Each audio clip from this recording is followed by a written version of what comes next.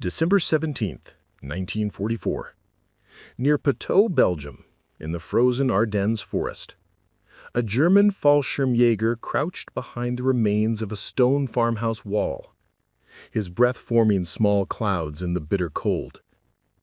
In his gloved hands he held something unusual. Not his issued Carabiner 98K, not a Schmeisser MP40 submachine gun. An American M1 Carbine, captured just hours earlier from a retreating reconnaissance unit. He had seen these weapons before, lying in the snow beside fallen American soldiers. Officers carried them, paratroopers carried them, even rear echelon troops carried them. The German soldier worked the action, feeling its lightness, its balance. 5.5 pounds. The weight felt wrong. His Car 98K weighed over 9 pounds loaded. His MP40 weighed nearly 10. How could something this light be a real rifle? Yet as he examined it, as he felt the smooth operation of its semi-automatic action, as he noted the 15-round detachable magazine, a troubling realization began to form. The Americans had built something the German military had never managed to produce. Concentrated firepower in a package light enough that every support soldier, every vehicle crewman, every officer could carry it all day without fatigue. At 5 pounds, this wasn't just a weapon. It was an entire philosophy of warfare that German ordnance designers had considered and rejected. And now, in the desperate winter of 1944, with the Reich crumbling and weapons of every description being pressed into service, German scouts and intelligence officers examining captured M1 carbines were reaching an uncomfortable conclusion. They had never built firepower like this at 5 pounds. They had never even tried. If you're enjoying this deep dive into the story, hit the subscribe button and let us know in the comments from where in the world you are watching from today. The genesis of the M1 Carbine began not with grand strategic vision, but with a mundane problem that plagued every modern army. By 1938, the United States Army faced a logistics challenge. The standard infantry rifle, the M1 Garand, was an excellent weapon. 9.5 pounds, 43.5 inches long, firing the powerful .30-06 Springfield cartridge. But for every frontline rifleman who needed that power and range, there were 3 or 4 soldiers who found the Garand burdensome. Artillery crews, mortar teams, radio operators, truck drivers, tank crews, police, officers, medics. These soldiers needed more than a pistol for self-defense, but carrying a full-sized rifle interfered with their primary duties. A mortarman, trying to operate his weapon while a 9-pound rifle hung from his shoulder, found the rifle catching on equipment, hitting the back of his helmet, sliding off unless slung diagonally across his back, where it prevented wearing standard packs. The Thompson submachine gun offered one solution, but Thompsons were expensive, costing approximately $200 each in 1941. That was 4 times the cost of an M1 Garand. The Thompson also weighed nearly 11 pounds loaded with its 20-round magazine and 50-round drum, and its 45 ACP ammunition provided limited range and penetration. The Army needed something else, something lighter than either the Garand or Thompson, something more effective than the standard-issue M1911 pistol, something that could be produced in vast quantities. In June 1940, the Ordnance Department issued specifications for a new light rifle. Weight, no more than 5 pounds. Effective range, 300 yards. Semi-automatic operation. Simple enough for mass production. Reliable enough for combat. The specifications seemed almost contradictory. How could a rifle weighing half as much as the Garand still provide effective firepower? The answer lay in reconsidering what support troops actually needed. Analysis of World War I combat data and early World War II reports revealed that most firefights for non-infantry soldiers occurred at ranges under 200 yards, often much closer. A mortar crew under sudden attack didn't need to engage targets at 600 yards. They needed rapid firepower to break contact or hold position until infantry could reinforce them. This realization led to development of a new cartridge, the .30 caliber carbine round, designated .30 carbine. This ammunition was revolutionary in conception. It sat between pistol cartridges and full rifle rounds. The case measured 1.29 inches, significantly shorter than the 30-06's 2.49-inch case. The bullet weighed 110 grains, compared to the 30-06's 150 or 174-grain projectiles. Muzzle velocity reached 1,900 feet per second, delivering approximately 967 foot-pounds of energy at the muzzle. By comparison, the Garand's 30-06 produced 2,700 feet per second and 2,700 foot-pounds. The 45 ACP pistol cartridge managed only about 350 foot-pounds. The .30 carbine round occupied a middle ground, more powerful than any pistol, less powerful than a battle rifle, but precisely calibrated for the ranges where support troops would fight. Winchester Repeating Arms Company received the contract in October 1941 to design the weapon that would fire this new cartridge. The deadline was impossibly tight. Winchester engineer David Marshall Williams, known as Carbine Williams, contributed critical design elements, particularly the short-stroke gas piston system. This mechanism was elegant in its simplicity. When fired, propellant gases entered a port in the barrel. These gases struck a small piston located beneath the barrel in the gas cylinder. The piston moved rearward only a fraction of an inch, striking the operating slide. This brief impulse provided enough energy to cycle the entire action. The operating slide pulled the bolt back, ejecting the spent cartridge. A recoil spring then drove everything forward, chambering a new round from the magazine. The entire cycle took a fraction of a second. The soldiers simply pulled the trigger again. No bolt to work, no manual cycling, just squeeze and fire, as fast as accurate aim shots could be placed. The system proved remarkably reliable and required fewer parts than more complex gas systems used in other semi-automatic rifles. On October 22, 1941, the United States Army officially adopted the weapon as the United States Carbine Caliber .30 M1, just weeks before Pearl Harbor. Initial production began slowly. Winchester and Inland Division of General Motors were the first contractors, but when Japanese aircraft bombed Pearl Harbor on December 7, 1941, everything changed. The peacetime trickle of production transformed into a flood. By January 1942, 8 additional contractors received orders. IBM, the business machine company, began producing combat rifles. National Postal Meter Corporation, known for postage equipment, retooled for carbines. Rockola, famous for jukeboxes, started building weapons. Quality Hardware and Machine Company, Standard Products Company, Saginaw Steering Gear Division of General Motors, Irwin Peterson Arms Company. 10 manufacturers across the United States, representing diverse industrial capabilities, unified in producing one weapon. This industrial mobilization demonstrated American manufacturing flexibility. Companies that had never built firearms adapted their machinery, trained their workers, and delivered weapons that met military specifications. Between 1941 and 1945, these 10 contractors produced over 6,100,000 M1 carbines. This exceeded even M1 Garand production, which reached approximately 4,400,000 rifles. The M1 Carbine became the single most produced American small arm of World War II. The weapon itself embodied functional simplicity. Overall length, 35.5 inches. Barrel length, 18 inches. Weight, unloaded, 5.2 pounds. With a loaded 15-round magazine and sling, total weight reached approximately 5.8 pounds. Still lighter than any submachine gun, lighter than any battle rifle, lighter than any previous military long arm that offered comparable effective range. The M1 Carbine fed from a detachable box magazine holding 15 rounds.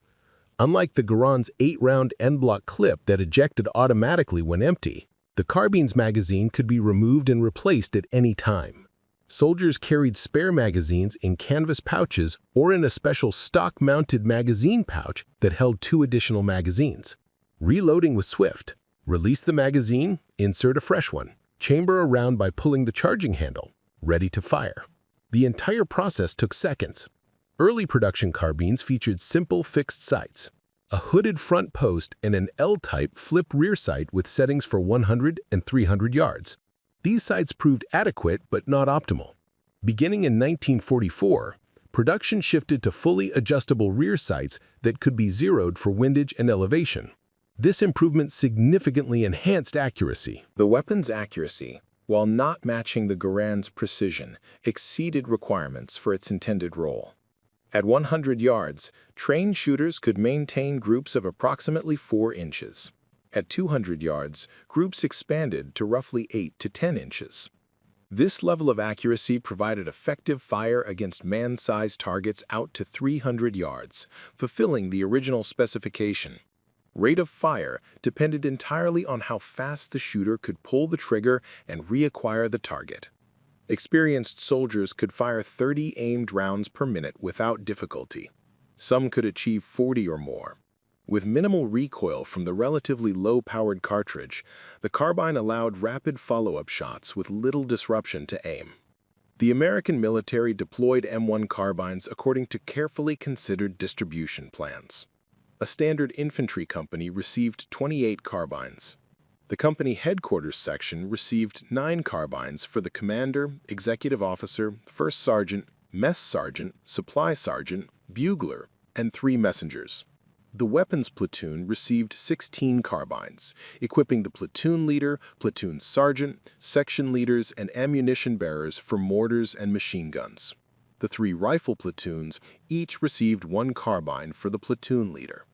This distribution reflected the weapon's intended purpose. Infantry riflemen carried M1 Garands. The carbine armed those who needed firepower but whose primary duties were not frontline assault. In airborne divisions, the distribution changed. Paratroopers needed lightweight weapons that wouldn't interfere with parachute operations. The M1A1 carbine variant featured a folding wire stock that reduced stowed length to just 25.5 inches. This compact package made it ideal for paratroopers who needed to carry rifles during jumps without the weapon becoming entangled in parachute rigging. Approximately 140,000 M1A1 carbines were produced, all by Inland Division. These weapons became prized possessions among airborne troops. Following the invasion of North Africa in November 1942 during Operation Torch, American forces deployed M1 carbines in combat for the first time in significant numbers. Initial reports praised the weapon enthusiastically. Officers appreciated not having to rely solely on pistols. Artillery-forward observers valued having effective firepower without the burden of a full rifle. Tank crews loved that the carbine could be stored inside cramped vehicle interiors and brought into action quickly. German forces first encountered M1 carbines in Tunisia during fighting in late 1942 and early 1943. German intelligence officers examining captured weapons prepared initial assessments. These reports noted the carbine's lightweight and semi-automatic operation. Analysts recognized it as a specialized weapon for support troops rather than a frontline battle rifle. The reports concluded that the carbine represented sound, practical thinking. It filled a niche between pistols and rifles. What German analysts failed to fully appreciate was the scale of production and universal distribution. Every American unit, from infantry divisions to airborne regiments to armored formations, received hundreds of carbines. This meant that encounters with American forces often involved far more semi-automatic firepower than German forces could match. A German infantry squad centered around its MG-34 or MG-42 machine gun and 9 riflemen with Kar 98K bolt-action rifles. An American unit of equivalent size might have 8 men with M1 Garands and 4 men with M1 carbines, plus a Browning automatic rifle. Every single American soldier possessed a semi-automatic weapon. In Sicily, during July and August 1943, the pattern repeated. American troops advancing against German defensive positions brought overwhelming volumes of fire, not just from their Garands, but from the lighter carbines carried by officers, NCOs, and support troops. Every man could shoot rapidly. Every man could suppress targets. The Germans found themselves consistently outgunned at the small unit level. By Italy, in September 1943, German after-action reports began noting a concerning trend. American rifle squads maintained continuous fire even when their machine guns were suppressed or neutralized. The reason became clear when German soldiers examined captured equipment: semi-automatic rifles everywhere, including these curious lightweight carbines that seemed to be issued to every American who wasn't carrying a Garand. The psychological impact of this firepower disparity manifested in subtle but significant ways. German infantry doctrine emphasized careful aimed fire and fire discipline. A squad's riflemen provided covering fire while the machine gun maneuvered, or the machine gun provided suppression while riflemen advanced. American tactics seemed almost profligate with ammunition: continuous fire, suppression by rifle squads, aggressive advancing while shooting. This aggressive tactical posture was enabled directly by the weapons American soldiers carried. When every man in a unit had a semi-automatic weapon, the unit can generate suppressive fire without dedicating specific weapons to that role. An officer with an M1 Carbine wasn't just defending himself, he was adding 15 rounds of rapid semi-automatic fire to his unit's firepower. Multiply that across an entire company, and the cumulative effect became substantial. German ordnance designers had considered lightweight weapons. Development programs existed, but these programs had never reached fruition in meaningful numbers. The closest German equivalent to the M1 Carbine concept was the MP-38 and MP-40 submachine guns. These weapons were light, weighing approximately 8 pounds loaded. They fired the 9mm parabellum pistol cartridge from 32-round magazines at a cyclic rate of 500 rounds per minute in full automatic. The MP-40 served well in close quarters. For urban fighting, trench clearing, house-to-house combat, the submachine gun's full automatic fire proved devastating. But the 9mm cartridge lacked range and penetration. Beyond 100 yards, accuracy dropped precipitously. The weapon was fundamentally limited to close-range engagements.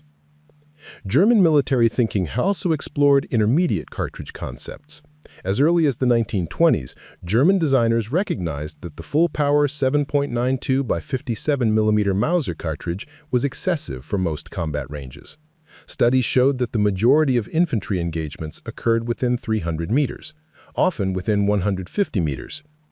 This realization sparked development of reduced-power cartridges. By the early 1940s, German designers had created the 7.92 by 33mm Kurz cartridge. Kurz meant short.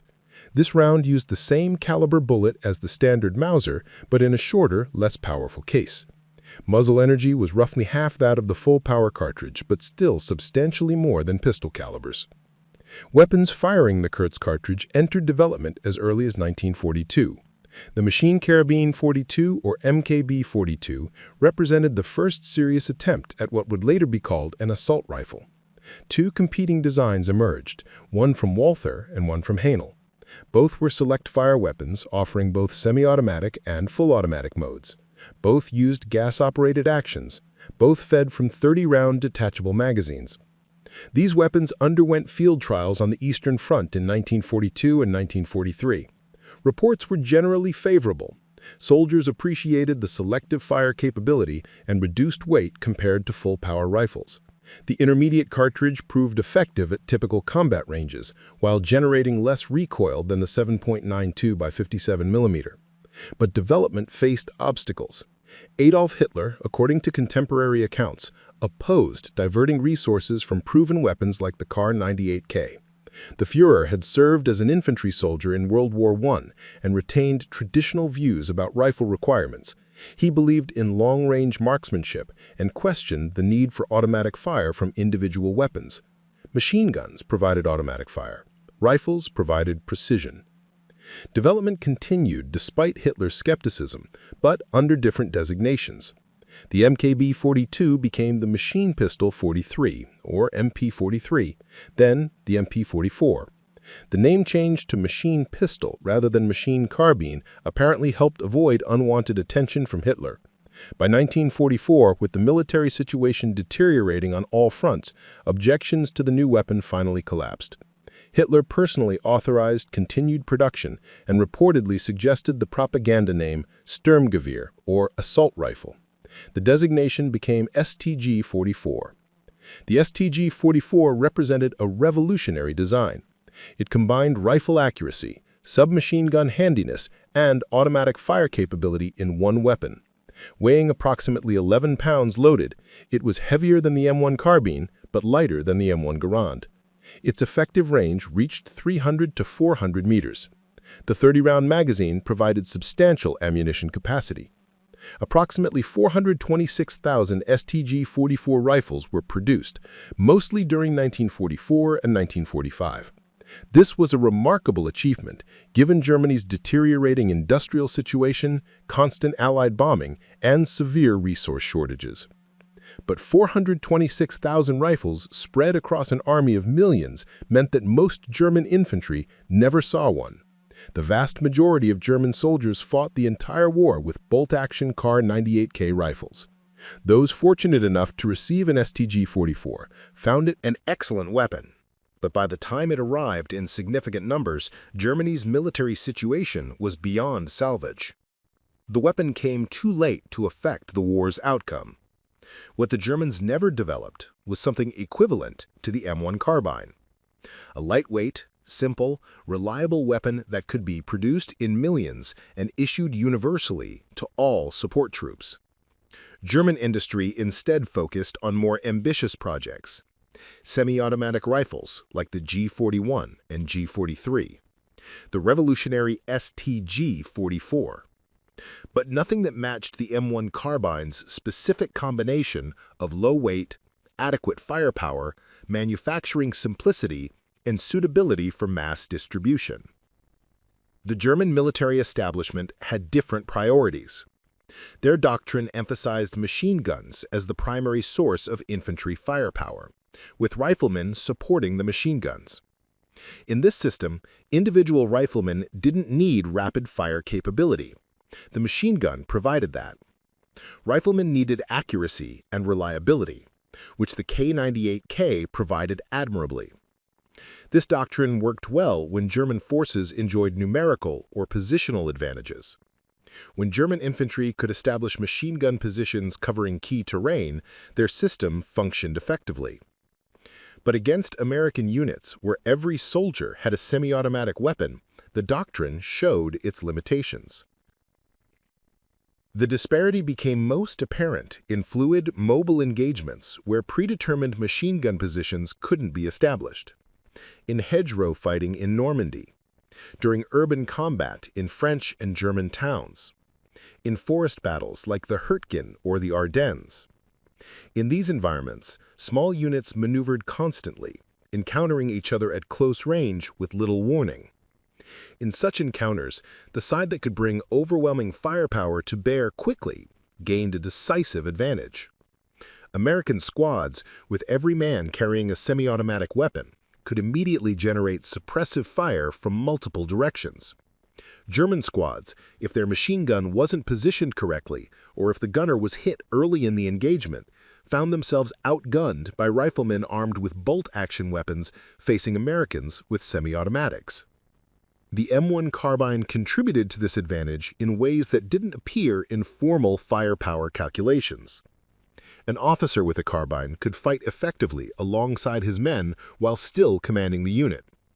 An artillery forward observer could call fire missions and defend himself simultaneously. A medic could treat wounded soldiers and, if necessary, provide covering fire for evacuation.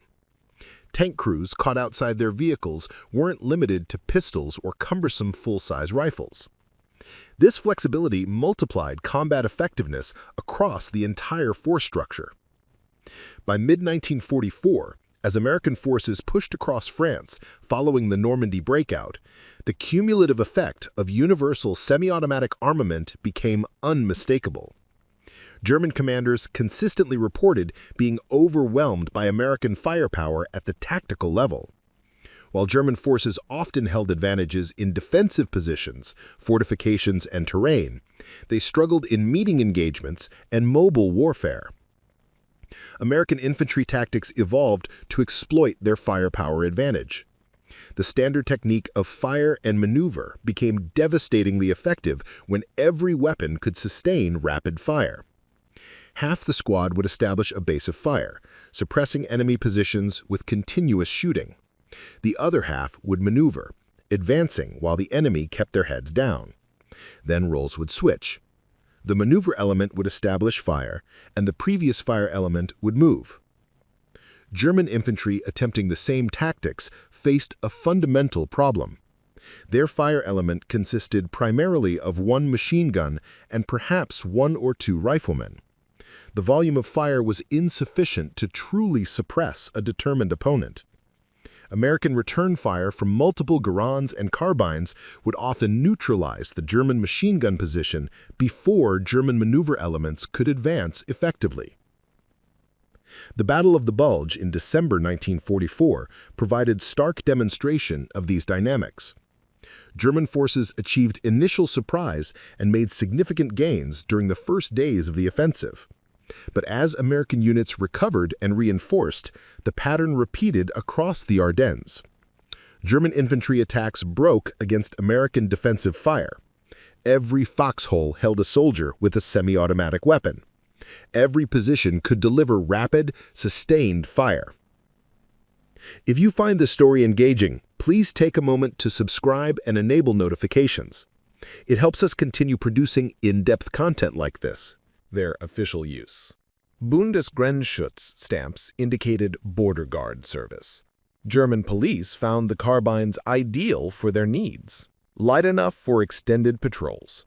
Powerful enough for law enforcement requirements. Reliable and easy to maintain.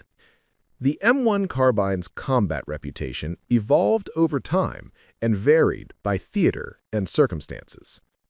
In the Pacific, where jungle fighting often occurred at close range, the carbine gained mixed reviews.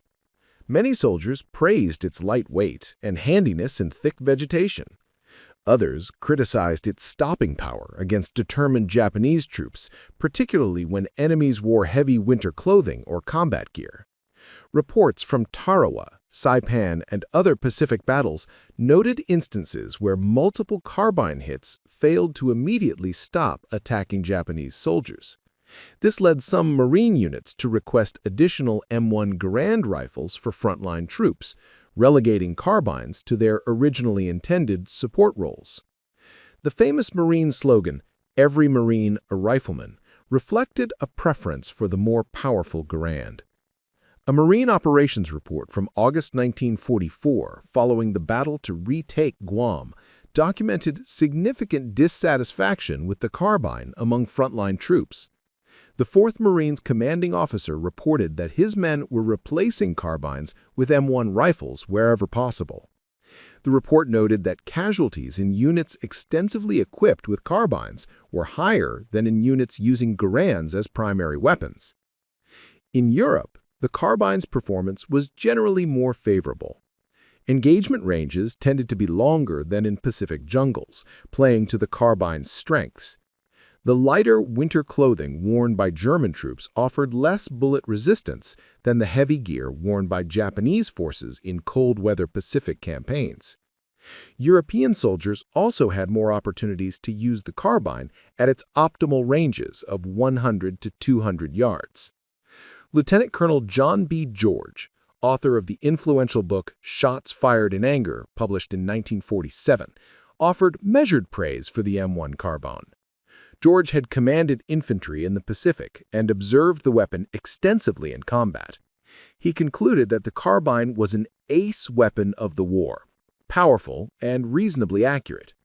He particularly praised its light weight, noting that if he had to operate independently in hostile jungle with minimal equipment, the carbine would be his choice.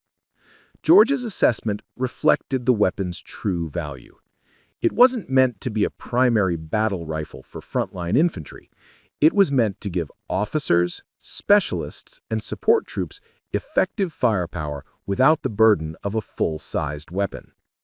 In that role, it succeeded admirably.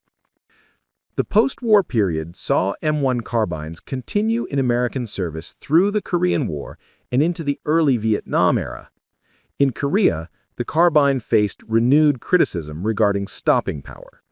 Chinese and North Korean troops, often heavily clothed in winter gear and carrying extensive equipment, sometimes absorbed multiple carbine hits without being incapacitated.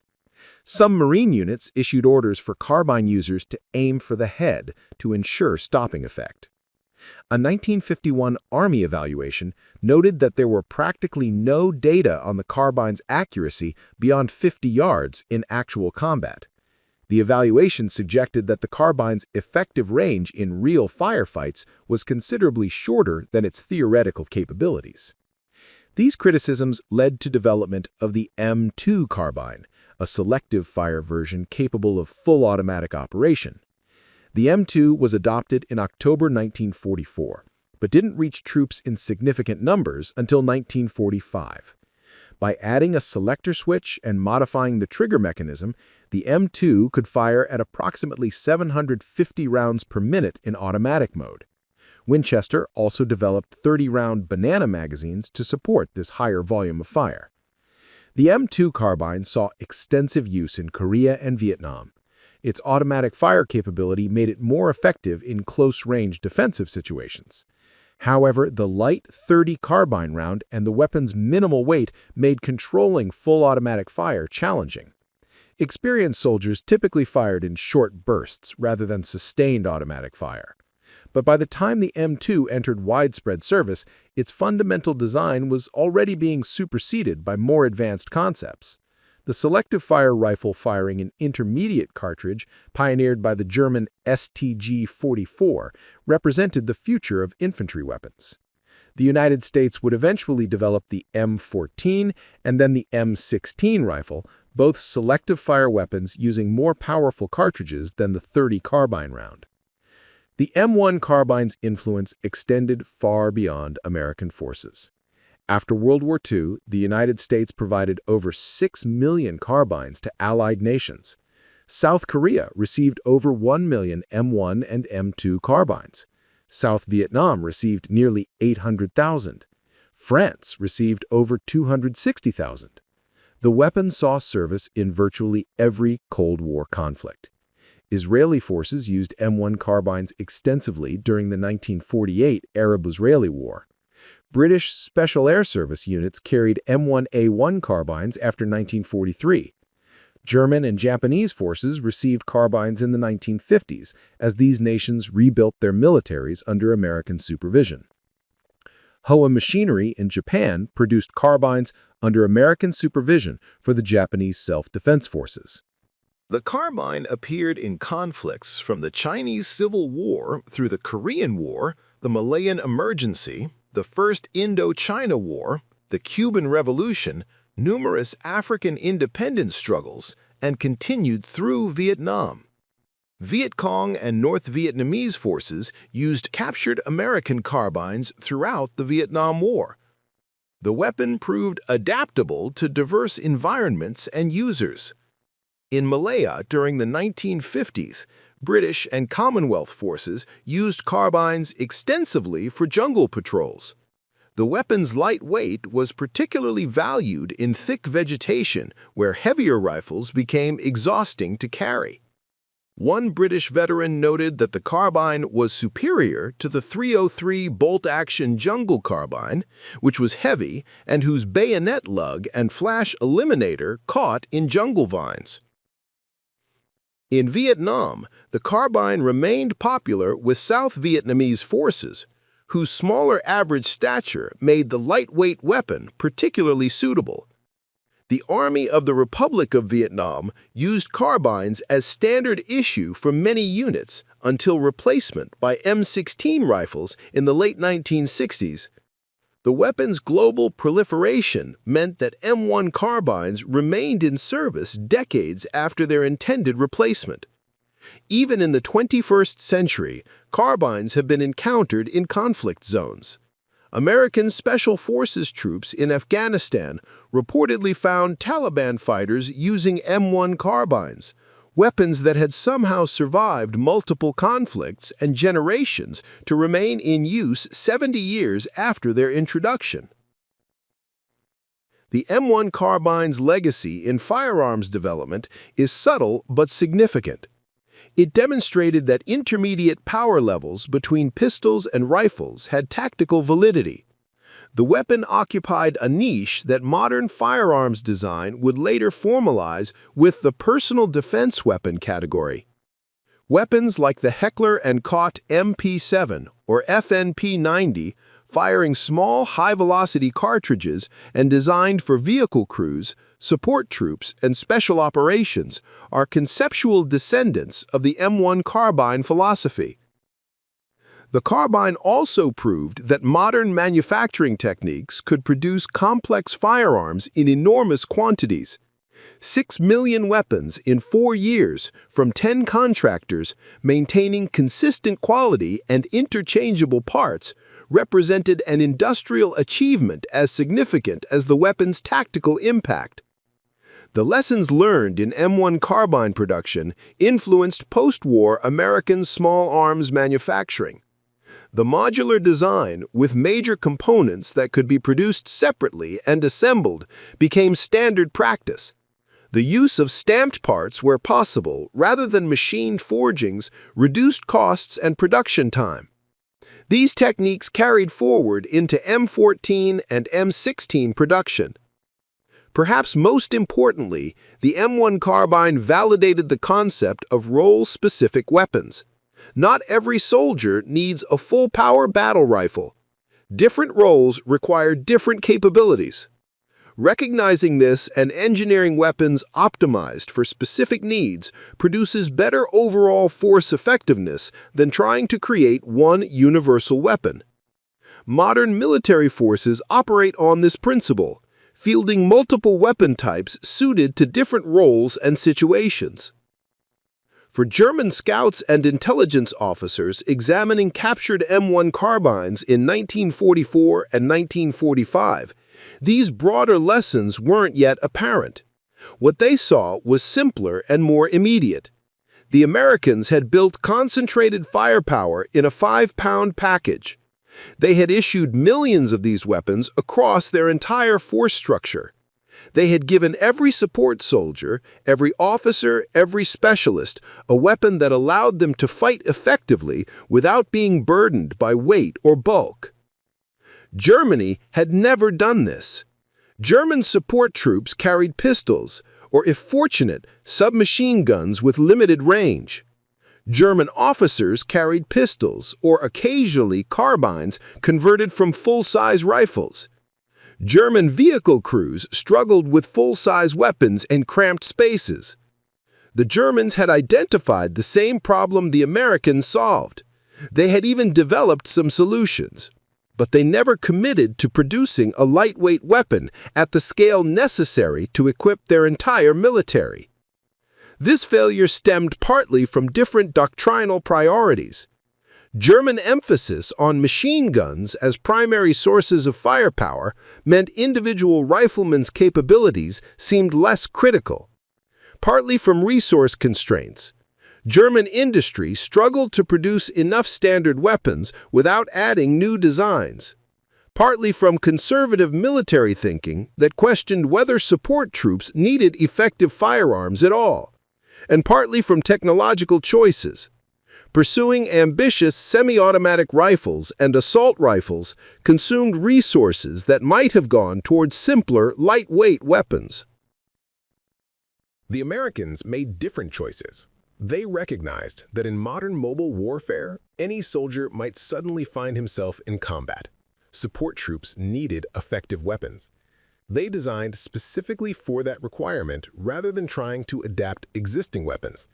They committed enormous industrial resources to production, and they accepted a weapon that wasn't optimal for frontline infantry combat because it was optimal for its intended users. The result was that American forces in World War II had an answer to a problem German forces never quite solved. When an American artillery crew was overrun, they had M1 carbines. When an American tank crew had to dismount, they had M1 carbines. When American officers led their men in assault, they had M1 carbines that let them fight alongside those men rather than relying on pistols. This comprehensive approach to arming the entire force, not just the infantry, contributed materially to American combat effectiveness. It wasn't dramatic, it didn't win battles by itself, but multiplied across millions of soldiers and thousands of engagements, it made a measurable difference. The German soldiers photographed near Poteau, carrying captured M1 carbines, understood this instinctively. They had found weapons that were simply better suited for the kind of fighting they were doing. Lighter, faster to shoot, adequate power, easy to carry all day through winter forests. When given the choice, they picked up the American carbines. That choice, repeated by German soldiers wherever they encountered captured carbines, represented an unconscious admission. The Americans had built something the Germans hadn't. Not a wonder weapon, not revolutionary technology, just sound engineering applied at massive scale to solve a practical problem. 5 pounds of firepower that any soldier could carry without fatigue. 300 yards of effective range. 30 aimed shots per minute. Reliable operation in mud, dust, cold, and heat. Simple enough that a soldier could maintain it with minimal training, and 6 million of them distributed across every unit in the American military. The Germans never built anything quite like it. They examined captured examples. They wrote technical reports. They issued some to their own troops when weapons were scarce. But they never replicated the combination of design, production, and distribution that made the M1 carbine effective. In the final analysis, the M1 carbine exemplified a distinctly American approach to warfare, recognizing a problem, engineering a practical solution, mobilizing industrial might to produce that solution at enormous scale, and distributing it so widely that it became universal standard equipment. This approach worked. It gave American forces measurable advantages, and it left German observers, even those from a military tradition that prided itself on technical excellence, examining captured weapons and acknowledging that their opponents had achieved something they had not. Firepower at 5 pounds. It sounds unremarkable until you consider what it meant. Every officer who could fight as effectively as his rifleman. Every radio operator who wasn't helpless if attacked. Every medic who could defend his patients. Every truck driver who had more than a pistol. Every artillery crew that could hold off infantry assaults. Every tank crew that wasn't nearly defenseless outside their vehicle. Multiply these individual advantages across an army of millions, and the cumulative effect becomes enormous. The Germans understood this eventually. The evidence was in the photographs from Poteau, showing their elite troops carrying captured American weapons. The evidence was in the technical reports that carefully documented the carbine's capabilities. The evidence was in the post-war assessments that analyzed American firepower advantages. But understanding came too late. By the time German scouts and intelligence officers were examining captured M1 carbines and writing reports about American lightweight firepower, the war was already lost. The weapons they studied were being produced at rates Germany could never match, distributed at scales Germany never attempted, and used by an enemy whose industrial and military might had become overwhelming. The M1 carbine wasn't why Germany lost World War II. Wars are won and lost through combinations of strategy, resources, leadership, morale, and countless other factors. But the carbine represented something significant about why America won. A clear-eyed assessment of practical needs, willingness to engineer specific solutions rather than forcing universal compromises, industrial capacity to produce solutions at massive scale, an operational doctrine that ensured those solutions reached every soldier who needed them.